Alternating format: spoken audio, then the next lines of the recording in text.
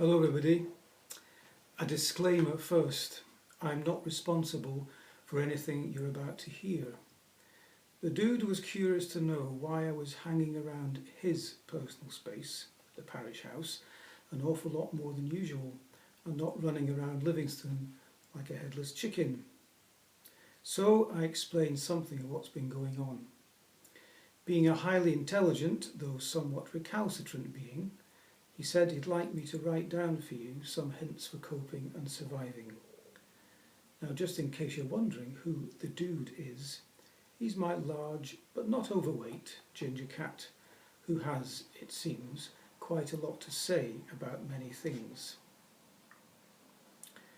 Advice from Lord Peregrine Thomas Salamander for Zachary Motanla Wardrop, it's ridiculous, aka the dude, for human beings in a time of crisis.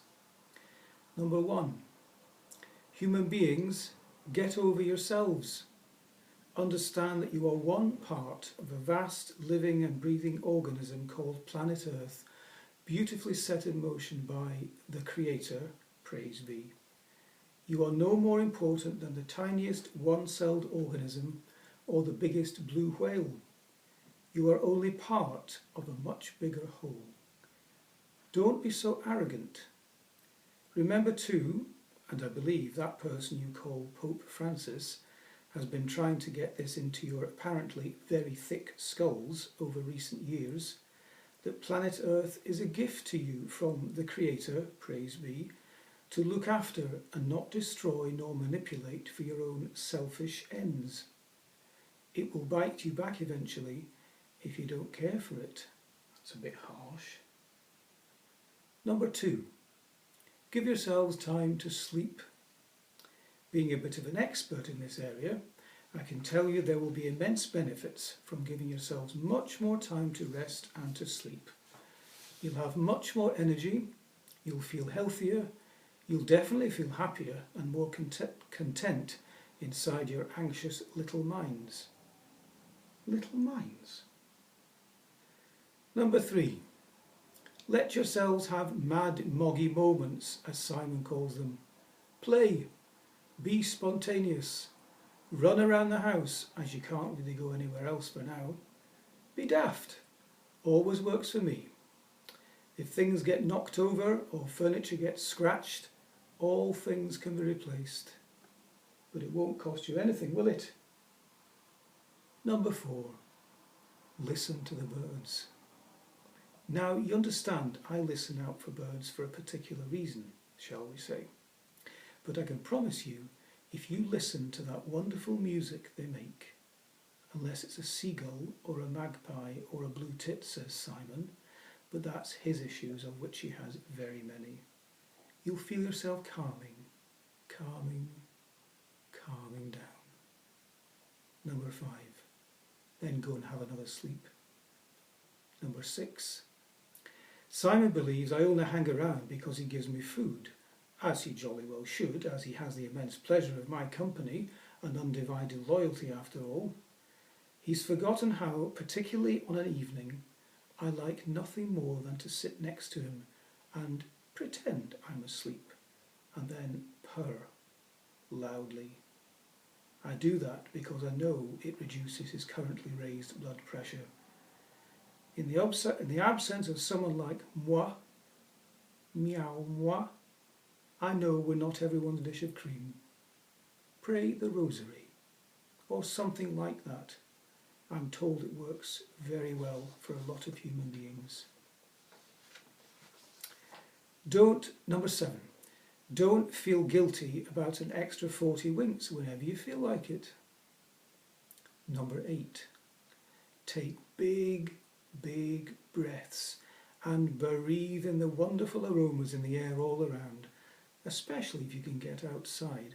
I think that Mrs. Sturgeon, whoever she is, has still given you permission to do that once a day. Now, you do understand that beings like me and those dreadful creatures you call dogs, I have another word for them, have a highly developed sensitivity when it comes to smell. If you stop and breathe, you'll start to notice the amazing aromas that are everywhere, and especially at this time of the year, when everything is waking up again. Number 9. I believe that one of your great thinkers once said something like this: the sole trouble with human beings is that they don't know how to sit quietly in their own room. I imagine that's quite difficult for some of you, and especially at the moment. But why do you think I keep telling my servant to leave me alone? It's healthy social distancing. And beings, even social animals like yourselves, still need a certain amount of me time, I think you call it, to be happier and healthier. I'm recommending to Simon that, unlike myself, because he can't actually lick his own face, that he applies a face mask from the Body Shop or Holland & Barrett from time to time and sit perfectly still for 15 minutes while the mask does its soothing work to look after himself. It can't possibly do anything for his looks. That would be a miracle not even the Creator, praise be, could perform. But he'll sure feel good. Number 10. Look after your claws. I think you mean nails.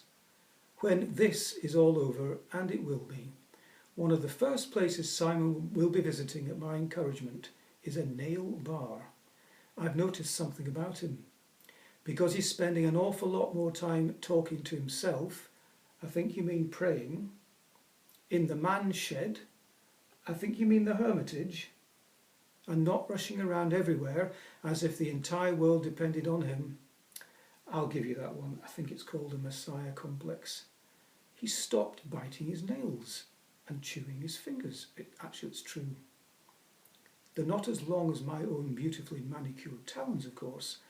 That's because I am who I am. Number 11.